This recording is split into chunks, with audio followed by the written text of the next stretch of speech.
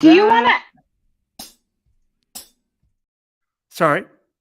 I was like, do you want me? Because you put the JAR Foundation on. Yeah, Sorry. Do you want me to say Access Integrated Mental Health?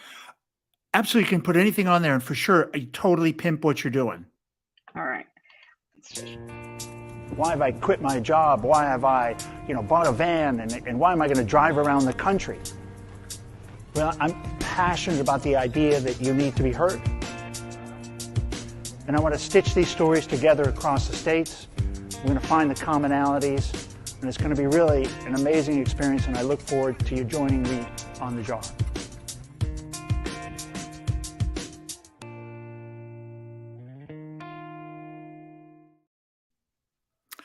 Good morning, everybody. Welcome back to this is the Mental Health Today, and this podcast is sponsored by the JAR Foundation, and I'm one of the directors there. And it's a foundation. Really, it's a nonprofit designed to bring some awareness to mental health. We'll try to focus a little bit on the stigma, some of the cost, access, and then one of my real passionate things about education and providing those tools. So, and also a big platform for people in the space, people somewhere on the journey of mental health, and they want to share their journey. So it's a great little short, impactful 30 minutes of conversation. And today it's Mental Health Today with Liesl and Liesl Perez. Liesl, welcome. It's nice to be here. Thank you so much for inviting me. Yeah, so we really look forward to hearing your story. We had a little chat offline, so I think it's going to be a fun, open conversation, and a little bit of your journey, and then what you're passionate about, and I think we got even the aha moment all wrapped up in one, Liesl. So, Yeah. who are you? What are you doing in the space? What's your aha moment, and what are we going to do to change the world? Sure. Love this topic, and thank you so much for asking. So, my name is Liesl Perez. I co-founded Access Integrated Mental Health with my husband 3 years ago. So, right at the start of the pandemic, which, by the way, I do not recommend to anybody. It's maybe the worst idea um, ever. I love it. Yes, the longest 2 weeks of all of our lives. But yeah, so I co-founded this clinic. A big part of it was actually, it started off because when my daughter was 13, she got diagnosed with ADHD and anxiety. Hmm. And I was like, okay, great. So let's get started. So Yeah. when can we see you again, psychiatrist? And they were like, no, no, no, no. You just need to go to your primary care physician. And I said, wait, what? Like, yeah, you just go to your primary care physician, your pediatrician, and they'll give you, a prescription for Concerta, which I found out later was actually like methamphetamines. And I was like, I don't know. It sounds like a bad idea to give a 13-year-old methamphetamines. Am I wrong? And they were like, no, no, no. It's totally fine. You should totally do that. Don't worry. There's 20 million American teenagers running around on this. It's totally fine. Yes, exactly, exactly. And Jeez so Louise. yeah, but that was it, and that was, and I was like, but what does my pediatrician know about mental health? And they were like, it doesn't matter. That's who you have. And yeah, and so 70 Oh, percent of the of the antidepressants that are actually prescribed are actually prescribed by primary care physicians. And I'm not knocking primary care physicians because I'm of the mindset that any hmm. mental health support is better than no mental health support. However, the other reality is That's that messed up. it's messed up, and only and antidepressants only work for like 40 to 60% of the people who take them, depending on which study you read. So to me, there's a lot of gaps in the entire mental health Hmm. arena, especially here in Colorado where I live. And so I said, there's got to be a better way. I've got to find a Got to better be a better solution way. Right. for my kid, right? I have to find a better solution. And well, there is no finding a better solution. Colorado ranks 43 out of 50 states for mental health care. 43. So, yeah. So I That's had not to, good. no. So it basically, I mean, this is one of my many aha moments when it came to mental health. The second one being my nervous breakdown, which we'll talk about later. But um, that really started me on this journey of like, there's no better way. We have to invent a better way to do this There is because no better. Right. Agree. Yeah, there is no better way. And so that's where, I started going into, this whole realm. My husband was actually an anesthetist at Children's Hospital. He was already in the medical field. And so we had the opportunity to start this mental health clinic. And, it really dovetailed in with my passions of unlocking human power and human potential, helping my daughter get better. And then eventually, it helped me get better because I was part of the problem for a long time. Interesting. Yeah, I think the reason the doctors get involved is just because of the way the insurance rules are and the Yes. back end of the system, right? And the cost allowances and everything. It's really fundamentally structurally broken. 100%. And, Yeah. as I'm actually the one who picks up the phone when a patient calls us or, comes in on our campaigns, and I'm the one who talks to them. And Okay. I'm the one who often explains to them that, because a lot of people, I had a kid a couple of weeks ago who called me, 25 years old. Yeah, he's on Medicaid. He had a suicide attempt in the past, and he knew he was getting back to that level. And he said, the only thing that ever helped for me, I've been on every class of antidepressant out there. I've been on every drug out there. Um, but I have to tell you, like, the only thing that's ever helped are the ketamine infusions. I just need to know how much it costs so I can beg my parents to pay for it, so that I don't kill myself. And I said, wait, are you on Medicaid? And he said, yeah. Well, I said, well, then you can come in for free and get Spravato, which is the nasal spray. And he was like, wait, no, say that again. And the kid couldn't, he couldn't drive. So he actually ended up taking 2 buses the first time. And then Medicaid actually paid for the rides to get Wow. to the clinic. And that kid is now thriving. He's actually decided that, he started talking to his parents again. He's going to move back to his home state and really start his life over again. And all because he, we got him treatment and it was affordable. This, that actually gave me chills thinking that somebody's can't get the help they need and literally it's free and we don't know how to get that information out there. No. And Ken, I would have moved heaven and earth to just save that one kid's life. Yes. Yeah. And we're treating like 10 or 14 patients a day just with these procedures, not to mention like the medication management and everything else that we do, but just the procedures alone, right? And so these people are actually, when I think about changing the world, right? And to your point, helping these people get better means that they're going to live happier lives, means they're going to raise happier children, means they're going to do more to help other people. And so that's why I'm in this business, because I live for those transformation moments when I see our patients, go from suicidal to, living just more productive lives. Their color comes back to they're physically different after 6 weeks. Wow. What? And explain, I think a lot of people, or maybe, a lot of people listening to this won't know how ketamine is used or the generic version of it. Maybe you can explain a little bit what the studies show or the reality of when people take it. And because ketamine's got a bad rap. I mean, it's it's not it's not exactly I don't know. It's not the sexiest, most loving drug, but it turns out it's got a lot of use in mental health. It does. And it's actually been around forever. It does have a bad rap. People think that, street ketamine is the same thing as what therapeutic dose of ketamine is. Okay.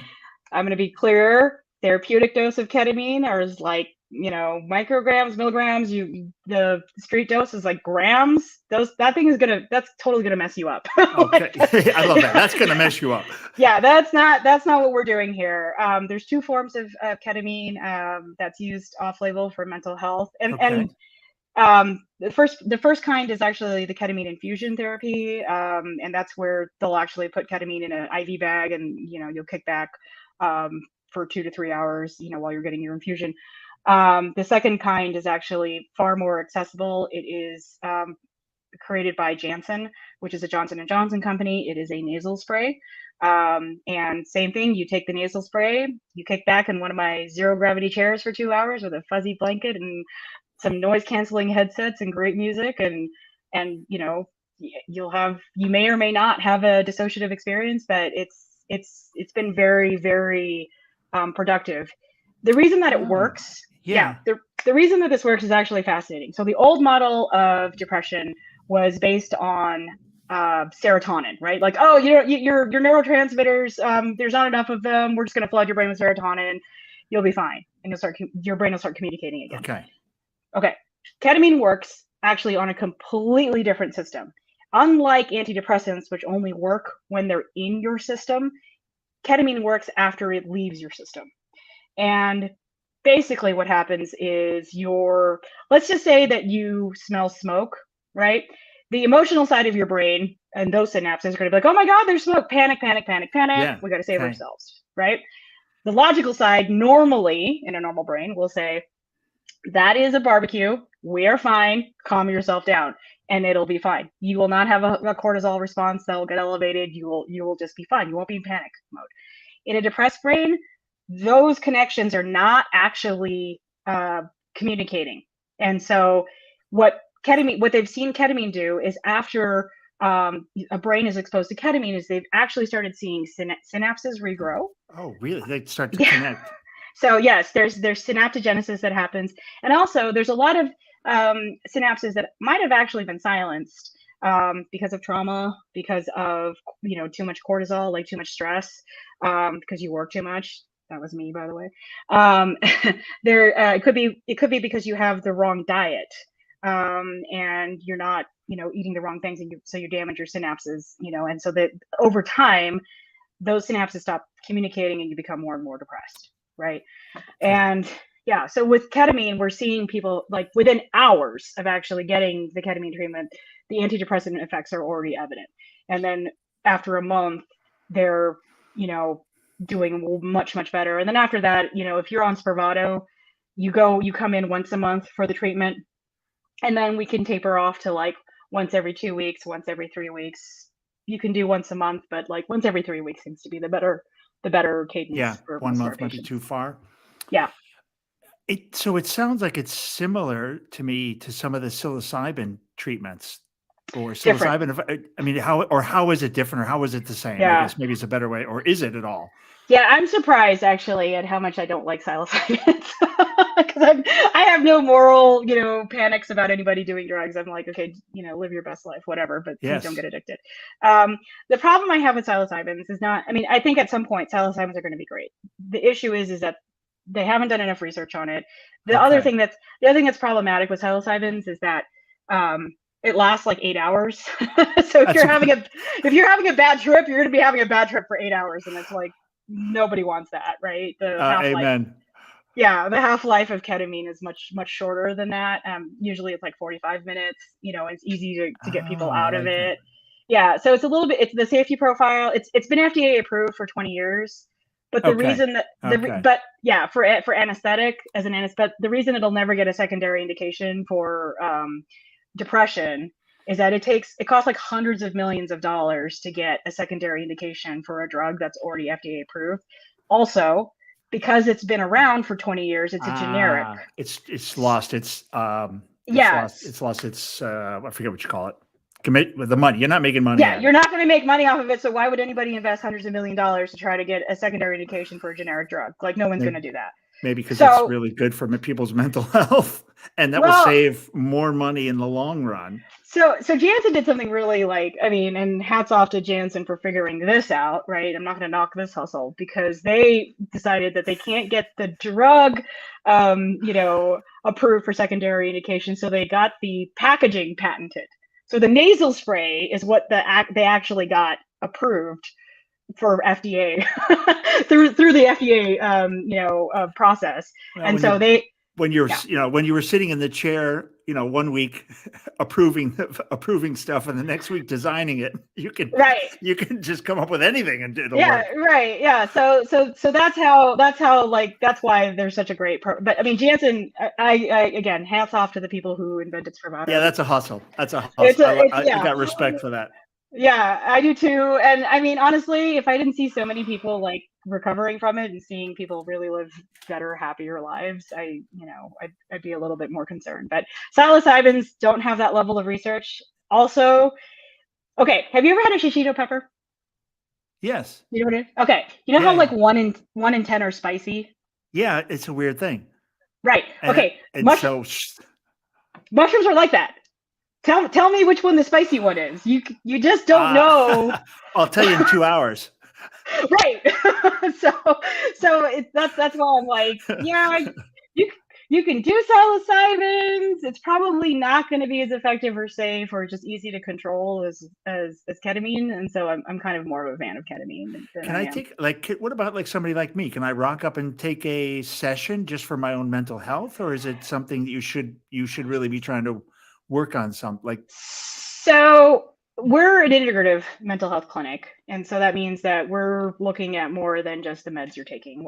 In fact, our motto is mental health is more than meds, and it's really true. You can Love do that. a lot of things like meditation, journaling, vitamin supplementation can be huge. It could be a lot of different things. Therapy is a big part of our treatment as well. You can do ketamine infusions.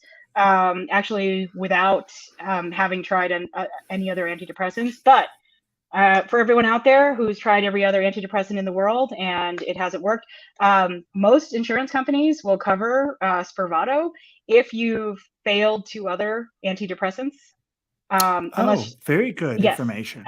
Yes, unless you happen to be the one insurance company, which I'm not going to mention, but anyone can DM me on LinkedIn if they want, and I'll tell them. That one company actually makes you fail 4 different classes of antidepressants before they'll cover the treatment. So that's a lot of suffering. 4 different classes. Yes, wow. And that's a lot of suffering, I think, for people, and I don't particularly like that. But yeah, no, you can actually think of the drug sales, though. Yeah, exactly.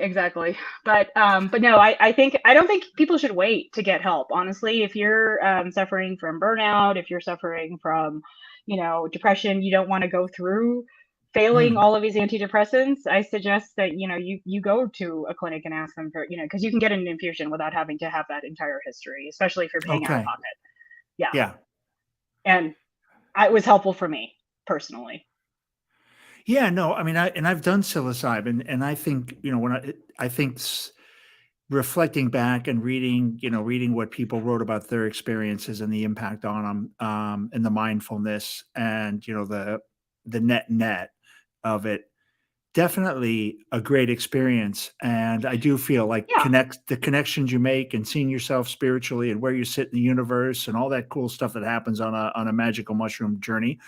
Yes. If you can achieve the same results without all that other nonsense, and the risk, like you said, the risk of, you never know what you're eating. That's amazing. Yeah. Honestly.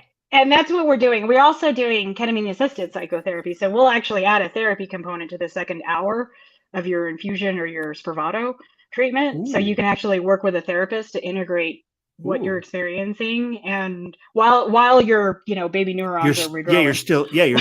Your baby, your sparks are flying, and and then you get to share with the therapist your experience and kind of poke around the edges. Yeah, exactly. And take that into your longer term therapeutic process. Yeah, right. Mm-hmm. So fascinating. How did you meet? So how long have you been doing this? Remind me again. So my clinic's been open for 3 years. That's right. Okay, that's right. Yeah, COVID. So you're already speaking like a 20-year veteran of the business. Yeah. The funny part is I'm not a clinician. I'm not a psychiatrist. Right. I employ psychiatrists. I employ therapists, but it's funny because I didn't really want to get full time into the business until recently. Because first of all, let's just take a moment for my husband here, who has to work with me every day now. That's working between spouses in the same place and living together can be challenging, but actually goodness gracious, God bless them. Yeah. We make it work. And it's working beautifully, but a big part of this is, again, my interest has always been in unlocking human potential. And what I add to this clinic is actually, I was a patient. And I didn't realize that I was going to be a patient. After working 22 years in the corporate world, I just assumed that like everybody had a mental illness, and that's normal. And like, if you didn't, then there's something wrong with you. You weren't trying hard enough. That's called culture. Yes. In any organization. Oh man, we could talk about So, corporate for a few hours, I'm sure. oh yes, yes, yes, yes. And so, it was a journey there.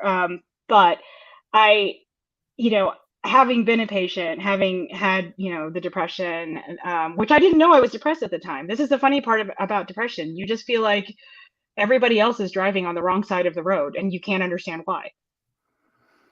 And recovering from depression is like learning how to drive again on the right side of the road.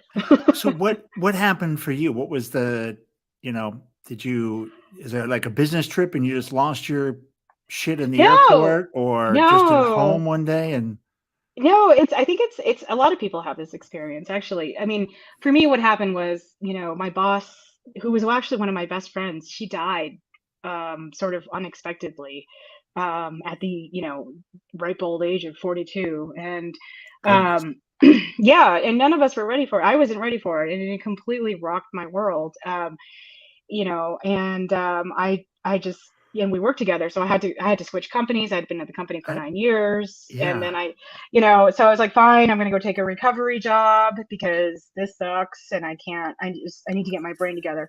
So I like willingly gave up managing like 23 people and was like, I'm gonna go take a small job with like 4 people. It's gonna be really easy.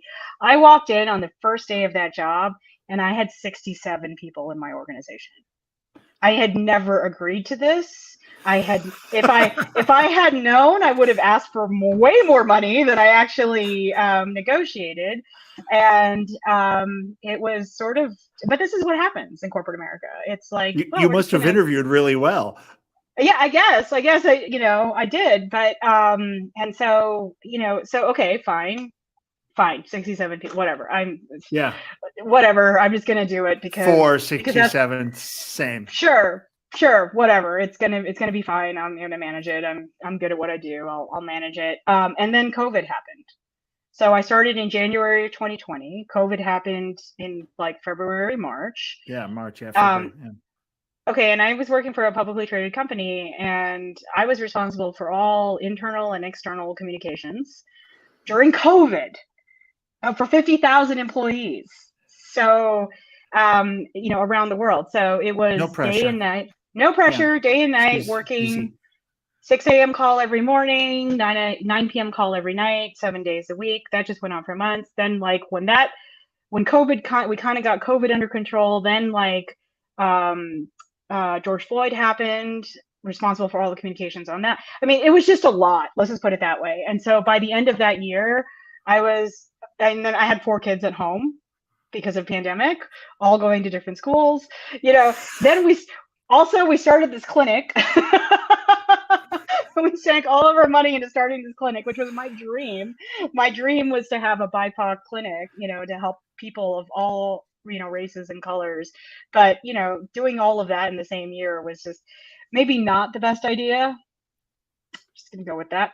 And yeah, so by the end of that year, I was completely burned. I mean, I literally had a complete nervous breakdown. It wasn't that I lost my shit or anything like that. It was just, you know, um, super irritated with the entire world, irritated with my kids, irritated with my spouse, irritated with work, irritated. There was no point in my life at that point that there was any point where I was not irritated.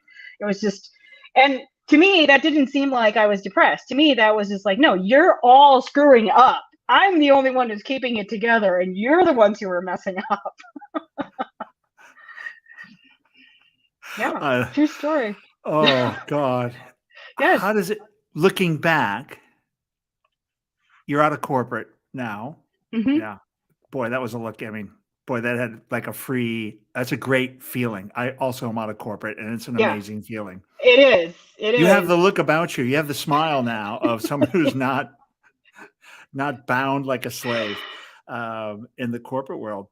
Hmm. So you are really living the passion. How's your daughter doing now? She is doing great. I am so glad, I mean, and by the way, just because I happen to own a mental health clinic does not mean I have this mental health thing on lockdown. Like Oh I yeah, no, do, that's what I mean. Like it's I do not. I'm still struggling with the whole parenting thing and, dealing with all of that. But no, she is doing amazing. She's going to see you Boulder next year. And she is thriving, thriving. And so that's what I want to see. And I like seeing that for everyone that we help, it's seeing people thrive and seeing them achieve things that they didn't think they could because they have gotten so used to being depressed.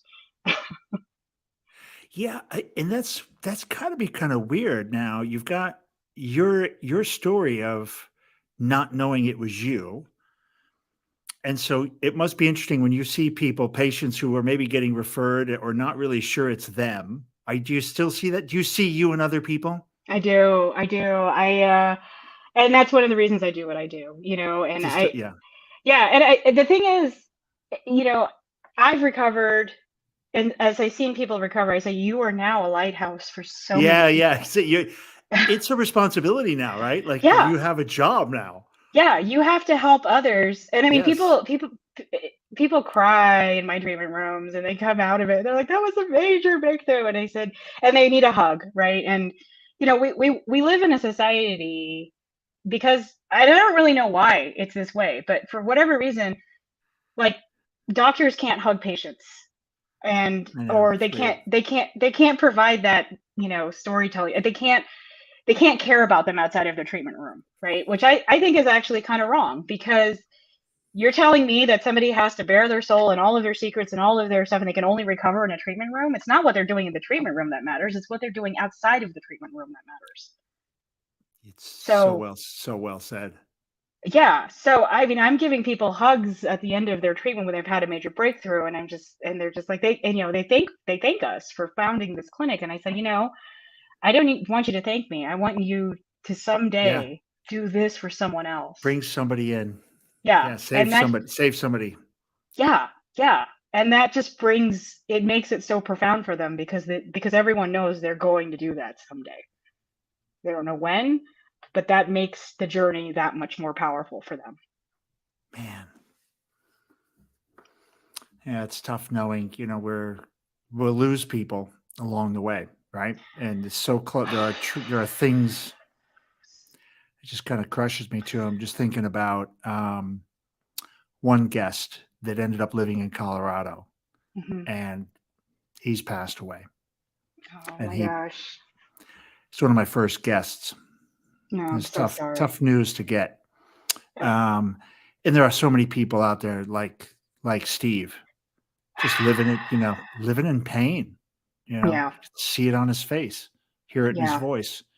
And, I think what you're doing is amazing. Just you burned your boats, right? I mean, you burned your boats and you jumped, this is all you got, right? This is it. This is all I want to do. I mean, I don't know if I could ever, and I still consult every now and then for people I like, but I've gotten super choosy now about, the kind of energy I want around me. And, but, it's interesting. You just said your friend's name, Steve, your guest. And, one of the reasons I also have my clinic, art therapy was a big part of my, I love it. Yeah, just getting over my grief of losing Peggy. That was my person I lost. Damn. And I put her painting in one of the treatment rooms, and it's actually it's a painting of her name in Chinese, but it's very abstract, so people don't realize that that's what it is. That's an energy she's left behind. Her name on Chinese, and that's like leaving your energy there. Yeah, well, the patients actually have commented on it, and a lot of them don't know what it is, and but they want to be in that room. They want to be in the Peggy room. I was going to say, they and something. She has, and so because I didn't want that name to ever be out of my life. So the Peggy room is the way that I keep her memory alive, and this clinic is the way that I keep her energy in my life. Yeah. So. Yeah, it's tough. I think it's the communication, getting more people aware of what's available and how to get access to it.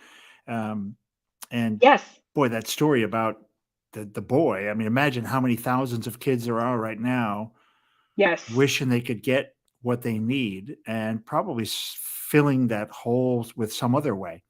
I got to tell you that the early 20, mid 20 kids right now are the ones I worry about the most, because their early adulthoods were so, just so disruptive, when they were Yeah. just trying to get out there, and they're just not leaving their rooms. And it's We weren't really good leaders there for those 2 weeks. yeah, no, yeah, the longest 2 weeks of our lives. No, Yeah. exactly. But the 20-year-olds are the ones that I'm seeing a lot of, that are just, they just don't even know how to live, and they're in between being adults and kids, but not like teenagers. Like They missed some teen years. yeah, and Yeah. they don't know how to get out there now, and it's a completely different world, and we don't have a manual for them either, and so they're just very depressed, and it's um these are kids who should be like in the prime of their lives going out there. Should be thriving, right? Yes. Yeah. I mean, I think they'll come. Obviously, they'll get over part of it, but it won't be healed, right? I mean, they'll move on, but will they? They'll have to come back at some point and do the work, right? They'll have to come Yeah. back and deal with what happened to them, Yeah. and putting Yeah. masks on and staying in your room, and Yes. not seeing your friends. Yes. And the weird shit kids would do when they're in this kind of environment in chat rooms. I can't Yeah. imagine the kind of nonsense that they were up to.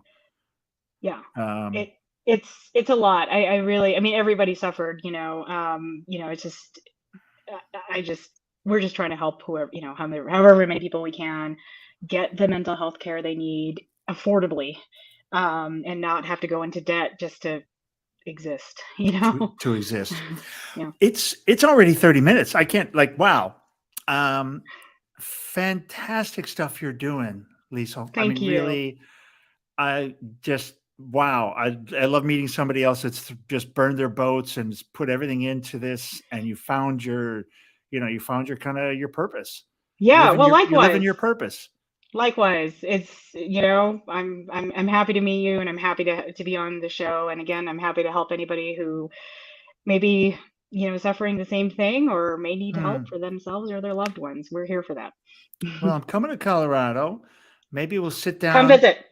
Come visit. Maybe we'll do a jar episode. I would love it. The other one, and we'll do it in the Nancy. No, not Nancy. The girls' room. Oh, Peggy's room. Peggy's room. Yeah. Yes, we can do it in Peggy's room. We can actually do some ketamine assisted psychotherapy for you if you want to check it out and see what the experience is like. It's very cool. I'm a fan of it. And you talk about the synopsis. I think one of the best mental health things I did, and I could actually feel my brain rewiring, was playing guitar. Yes. Neural pathways. You're creating that neuroplasticity. It was the weirdest feeling in my brain. I'd never felt that. Strumming for me was the first, I must have been really I would say retarded, meaning they must have really backed away from each other, right? They were slow, shrinking pretty badly, because even strumming the guitar, I could feel the pain, and switching hands, doing a rhythm on this side and on this side, and counting, and whoa, what's happening? My brain was just kind of swimming, and I could feel stuff happening. And then it got to a certain point, and then I started to sing. And it feels like you are walking and chewing bubblegum and juggling backwards on a tricycle or a unicycle. I was like, I am absolutely can't even do this. This is the dumbest thing. I could even sing, I don't know, a lullaby. But after a while, it builds and builds and builds. And, now I have a different brain. Yes. And if this is what ketamine, it's amazing.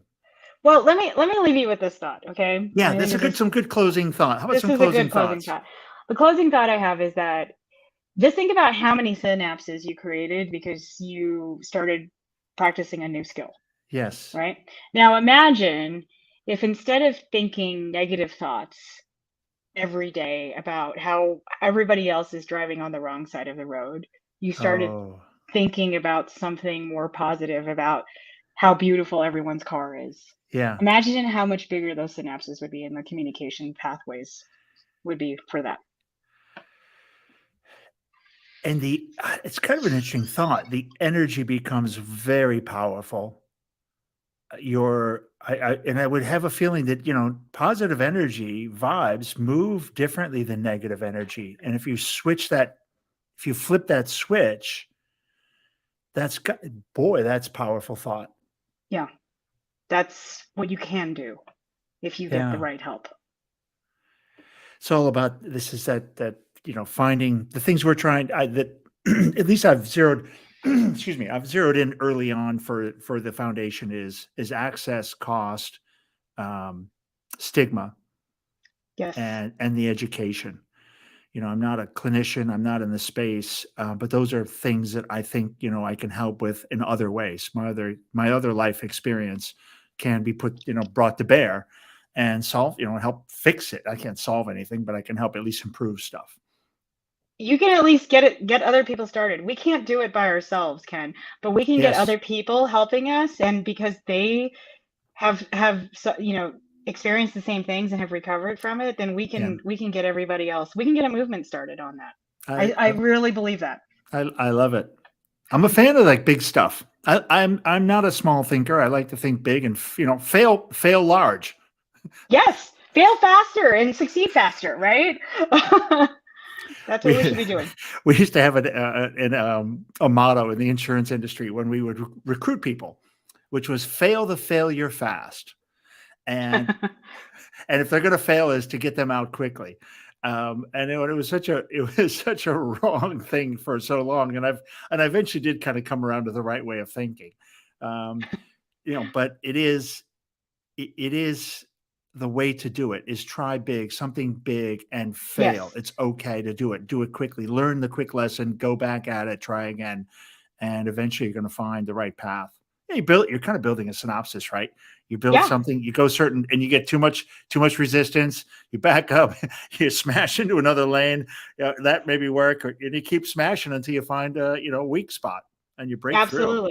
Absolutely. Well, and I think what we found is mental health is really the weak spot. If we can get more people feeling better, and we can all heal together as a society. Yeah, and then even the physical ailments that come out of this because we're not mentally well, and the financial impact is the opportunity to save money by investing in mental health is a real thing. Yes, it's absolutely true. I mean, that's the thing that I end up spending a lot of time. People when they call into my clinic, they're not asking about depression. They're not asking about their conditions. They're asking about whether they can afford it, and that's just tragic to me. Because you shouldn't need to worry about, if you have something wrong with you, you should be able to get help for it. Especially if you found what you think is a solution. Yeah. Well, absolutely. Painful. And a lot of clinics won't actually, do Spravato, because the paperwork for it is so arduous. And literally, I had,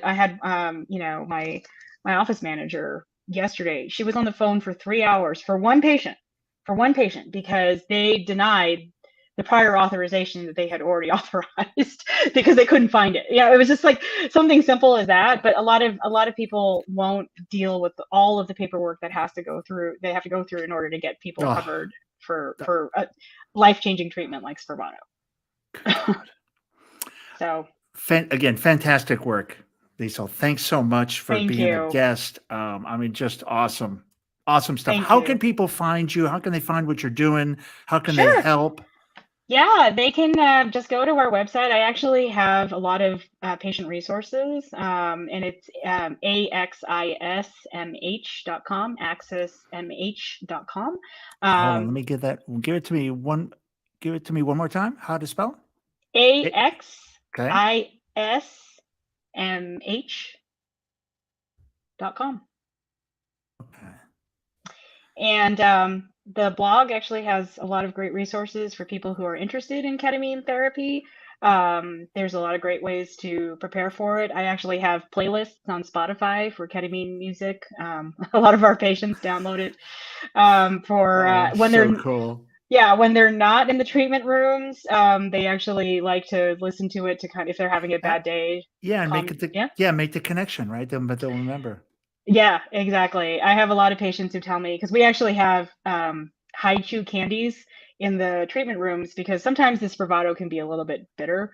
And a patient came in the other day and said, "I just bought 8 pounds of high chews from Amazon because that's my go-to relaxation now." Makes it good, right? When I'm having a high chew, I've got a ketamine ball.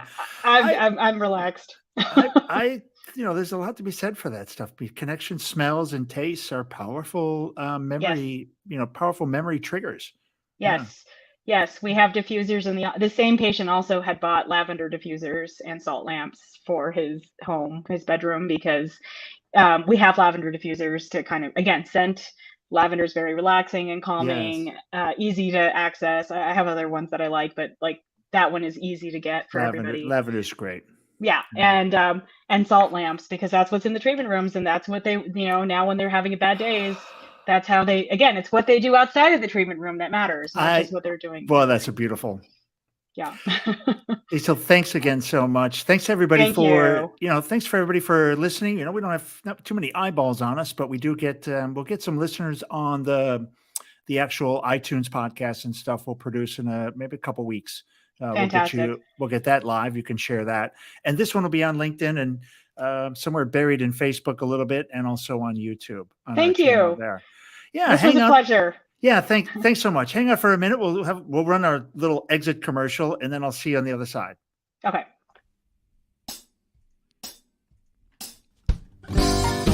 Yeah, loose, baby.